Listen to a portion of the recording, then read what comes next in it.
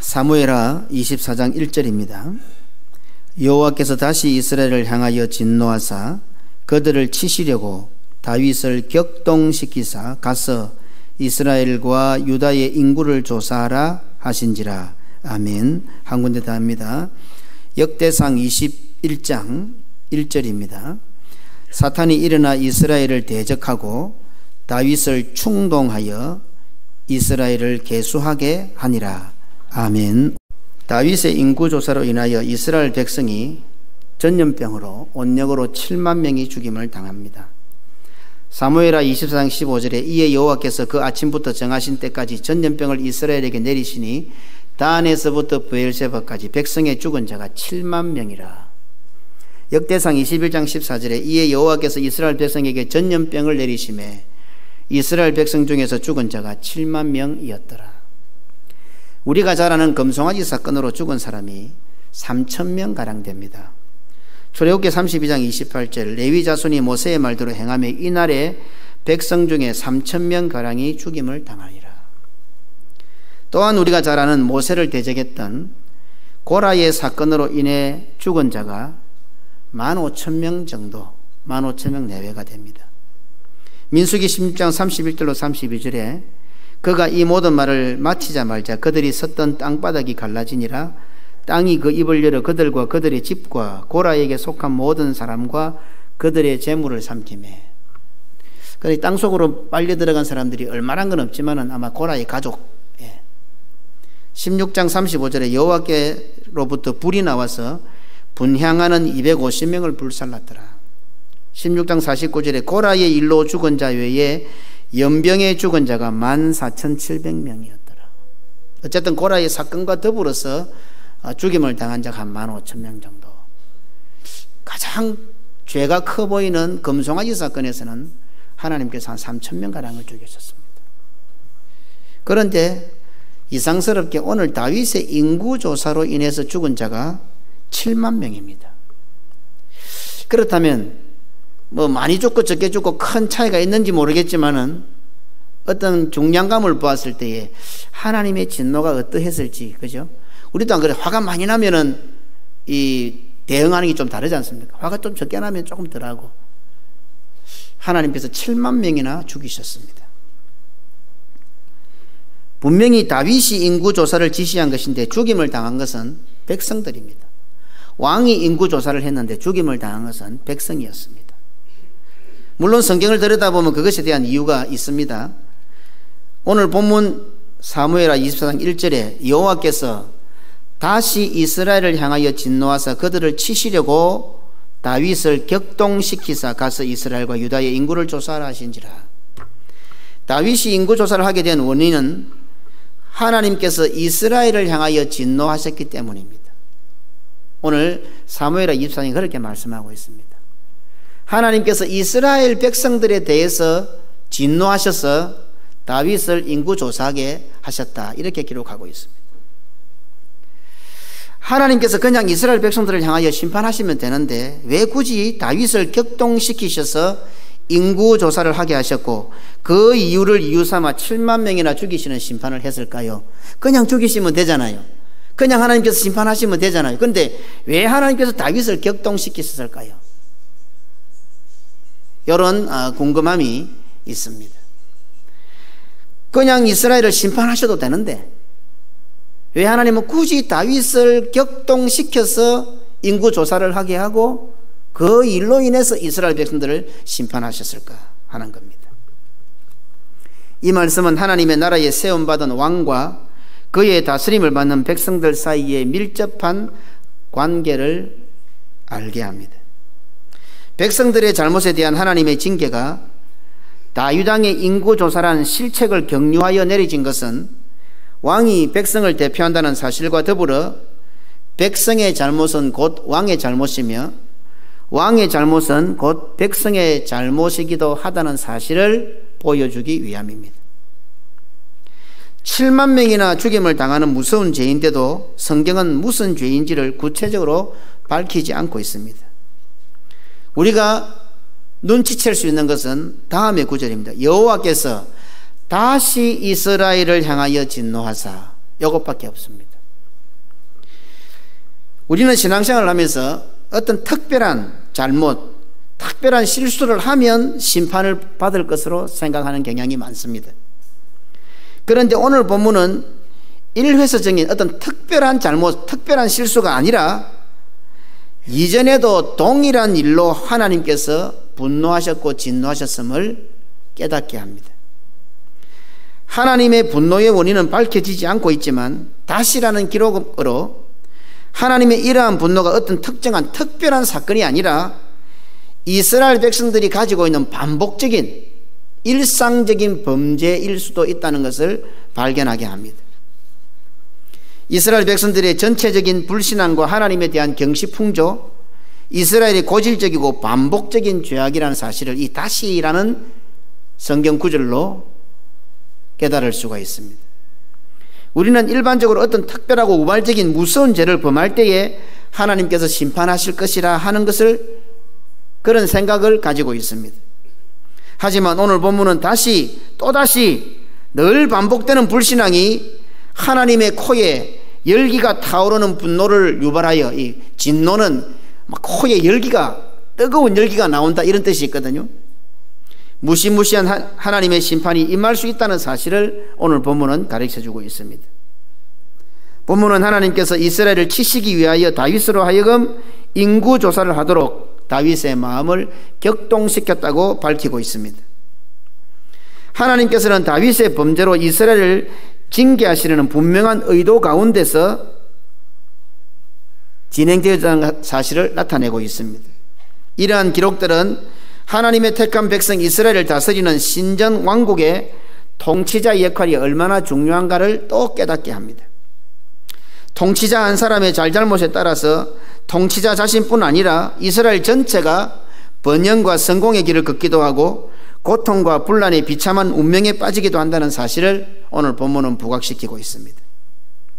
왕의 신앙은 이스라엘 백성 전체의 신앙과 별개가 아닌 것이 아니며 왕의 순종은 백성의 순종을 대표하고 왕의 불순종은 백성의 불순종을 대표한다고 볼 수 있습니다. 오늘날 주님의 몸된 교회 역시 하나님을 섬기는 신정국가입니다. 민주주의 제도를 도입할 뿐이지 교회는 하나님이 왕으로 계시는 하나님의 왕국입니다. 신정, 하나님이 친히 정치하시는, 통치하시는 나라가 바로 교회입니다. 하나님은 우리를 더욱더 자원하여 하나님을 잘 섬길 수 있도록 민주주의 제도를 도입하신 것 뿐이지 우리 머릿속에 교회가 민주주의라고 생각을 해서는 안 됩니다. 우리가 거수해서 표를 많이 받으면 하나님의 뜻을 거스릴 수 있는 거 아닙니다. 교회는 철저하게 신정국가입니다. 하나님께서 통치하시는 곳이요, 하나님 왕으로, 하나님 절대주의로 사는 곳이 바로 교회입니다. 그러니 우리가 예배의 자리에 있을 때마다 하나님을 의식해야 됩니다. 하나님이 살아계시고 하나님께서 이 자리에 있으시고 하나님이 친히 나의 왕이시고 하나님께 친히 나를 다스리신다. 나는 그 하나님의 다스림을 받고 있는가? 이런 의식이 깨어있지 않으면 그 예배는 아무 소용이 없습니다. 예수 그리스도를 왕으로 하여 세워진 하늘나라의 모형이 바로 교회입니다. 이런 관점에서 교회에 위임된 목회자는 바로 그 예수 그리스도의 통치를 위임받은 자입니다. 그렇게 볼 때에 목회자와 성도는 불가분의 관계에 있습니다. 우리 성도들이 그리스도와 한 몸인 것처럼 목회자와 성도는 한 몸과 같이 불가분의 관계입니다. 왜 사무엘서는 본책을 마무리하는 매우 중요한 마지막 부분에 와서 이러한 사건을 기록하며 대단원의 막을 내리고 있을까요? 사무엘상, 사무엘하 그 전체적인 아주 중요한 책의 대단원의 마지막 결론입니다. 그런데 왜 이 장면을 굳이 기록했을까요? 이는 후대에 본서를 읽는 독자들이, 성도들이, 오늘날 우리 같은 자들이 나라의 혼란이나 재앙 등의 책임을 통치자에게만 돌리는 것을 방지하기 위해서입니다. 역사적 비극의 책임이 왕뿐 아니라 백성들에게도 있음을 깨닫게 하는 본문입니다. 그래서 우리는 나라의 통치자들을 위해서 기도해야 됩니다. 함부로 인간적인 방법으로 잣대를 대고 선출해서도 안 됩니다. 잘 안다고 자기 지역이라고 그래서도 안 됩니다. 하나님 앞에 철저하게 기도하고 대통령을 뽑을 때도 또 위정자들을 뽑을 때도 그들이 통치를 잘못해서 어려움을 당할 때 그들의 잘못만이 아니라 그들을 뽑은 우리들의 잘못임을 오늘 성경은 깨달으라고 기록해 놓은 것입니다.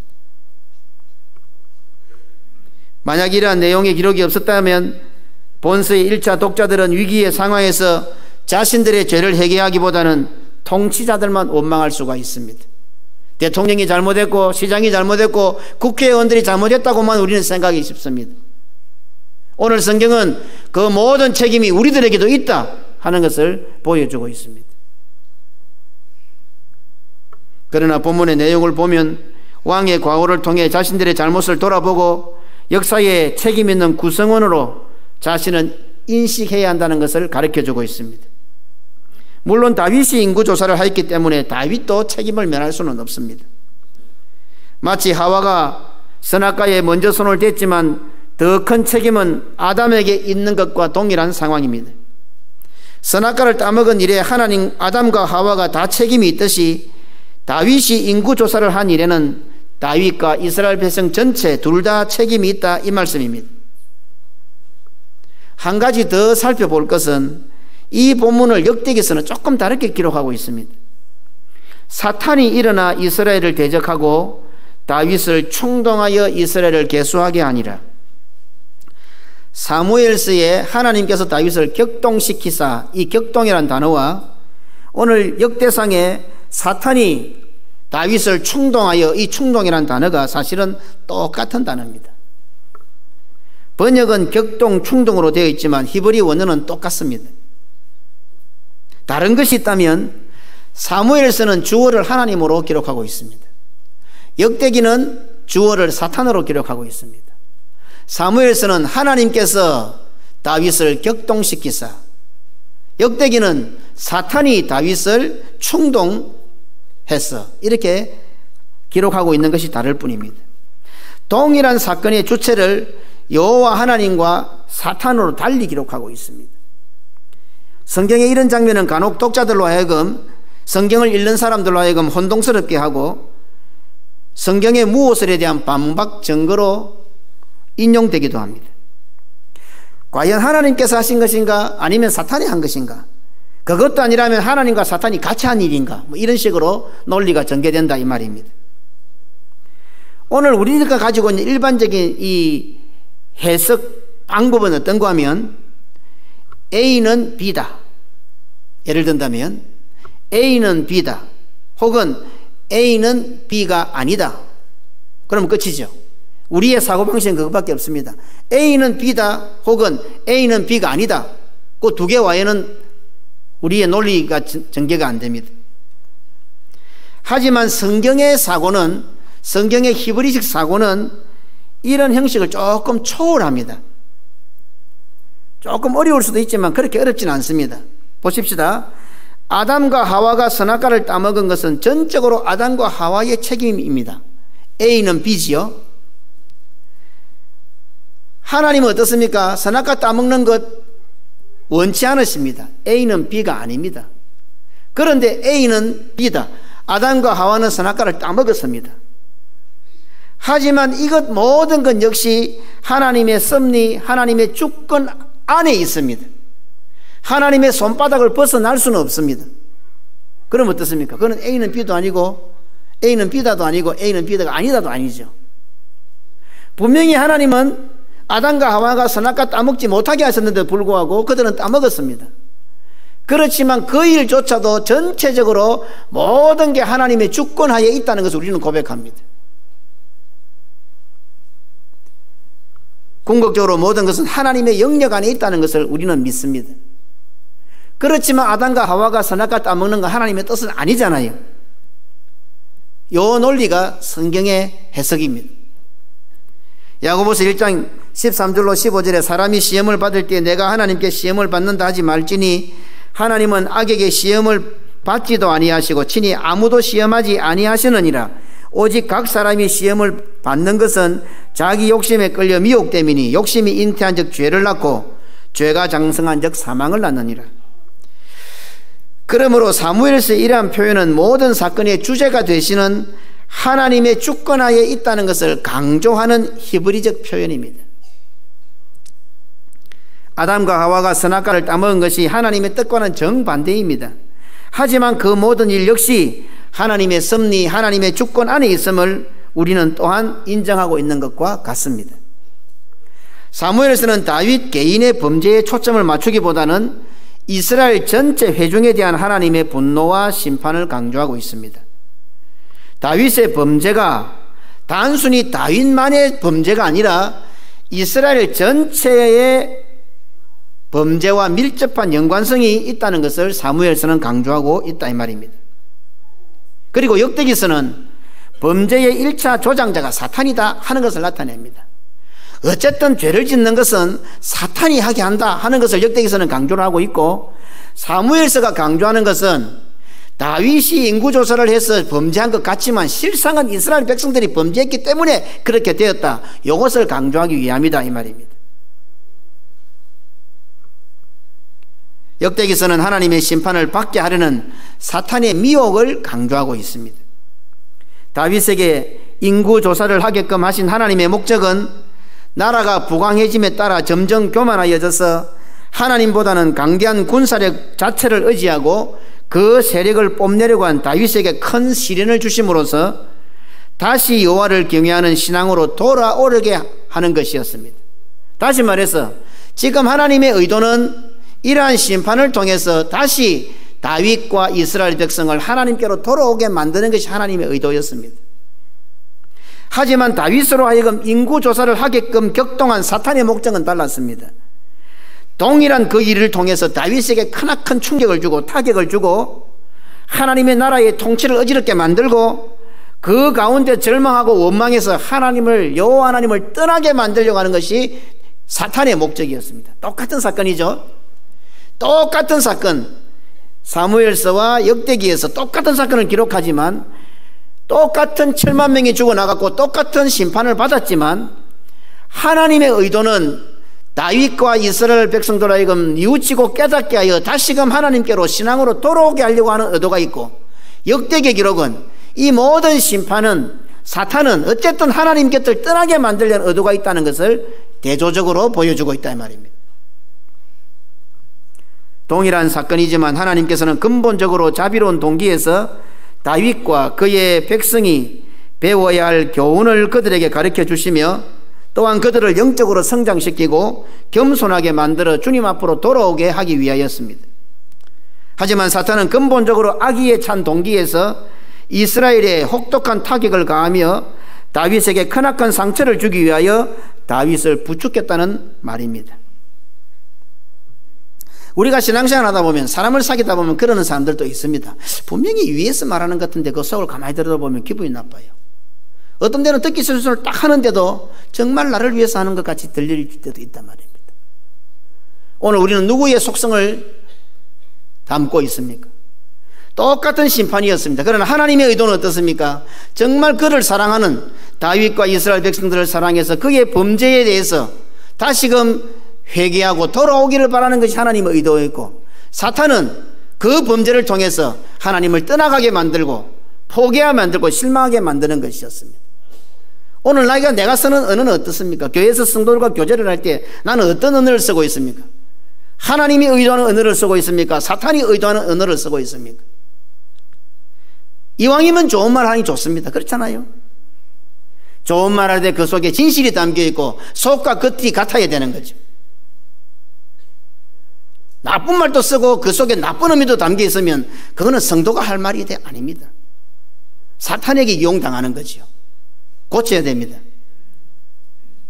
우리는 날마다 하나님을 또다시 진노하게 만듭니다.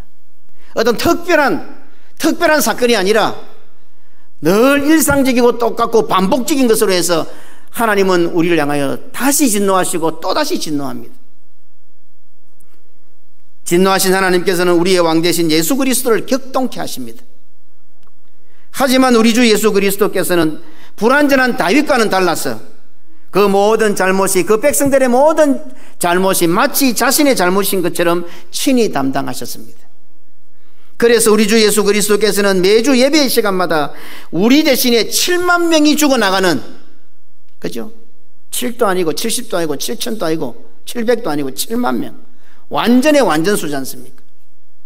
완전한 심판, 십자가의 심판을 우리 주 예수 그리스도께서는 우리를 대신해서 받으셨습니다. 바로 그 예수 그리스도의 대속으로 인해 하나님의 심판을 면하고 오히려 감히 우리는 하나님의 면전에서 하나님의 보좌 앞에서 천국의 잔치상을 즐기며 평강의 복을 누리고 있는 것입니다. 반면에 반복적인 죄를 범하는 우리를 사탄이 가만히 보고 있을 리가 없습니다. 예수 그리스도의 보혈로 구속함을 받았다고 믿고 고백하면서도 여전히 동일한 죄, 반복적인 죄, 어제 지었던 죄 오늘 또 짓고, 몰라서 짓는 것도 아니고 또 그 짓을 또 하고, 이런 죄를 범하는 우리들을 들먹거리며 예수님은 이 시간 사탄은 예수님을 또 충동질합니다. 예수님 보세요. 당신의 십자가 때문에 구원받았다고 저 말하는 저들이 하는 짓을 보세요. 예수님을 충동합니다. 우리를 사랑하시되 죽기까지 사랑하시는 우리 주 예수 그리스도께서는 사탄의 충동질은 씨알도 먹히지 않습니다. 오히려 자신의 십자가의 죽음을 통하여 하나님의 심판을 멈추게 하는, 멸하는 천사의 손길을 멈추게 하는 일을 하고 계십니다.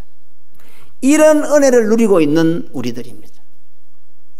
이 자리는 어쩌면 우리의 또 다른 죄 때문에 또다시 똑같은 죄, 어제 회개했던 그 죄를 또 지음으로써 하나님께서 진노하시고 우리 왕이신 예수 그리스도를 격동케 하시지만 그 모든 죄를 우리 주님이 대신 다 담당하십니다.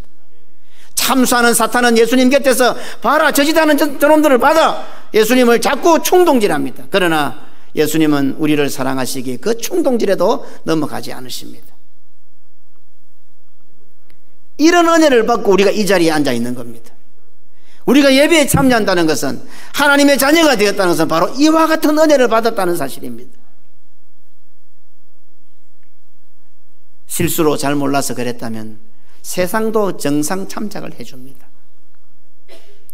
그런데 우리는 어떻습니까? 또다시 어제 회개했던 그 짓을 또 오늘 한단 말입니다. 그런 우리들이다 이 말입니다. 바로 그것 때문에 하나님께서는 다시 진노하고 계신다는 사실을 오늘 성경은 우리에게 말씀합니다. 똑같은 심판을 당해도 우리는 사탄의 의도대로 되어서는 안 됩니다. 똑같은 심판이잖아요. 그러나 하나님의 의도가 있고 사탄의 의도가 있습니다. 우리가 심판을 당하는, 또다시 그 죄를 지으면 안 되지만은 우리의 연약함 때문에 우리는 그럴 수 있습니다. 어제 회개했던 것보다는 그 죄인데 오늘 더 크게 그 죄를 또 지을 수도 있습니다. 연약하기 때문에. 그렇다고 해서 그렇게 해도 된다는 말은 아닙니다. 혹 그래서 하나님의 심판이 임한다 하더라도 사탄의 의도대로 심판을 받아서는 안 된단 말입니다. 성도는 적어도 믿음을 가지고 하나님의 의도대로 심판을 받아야 된다 이 말입니다.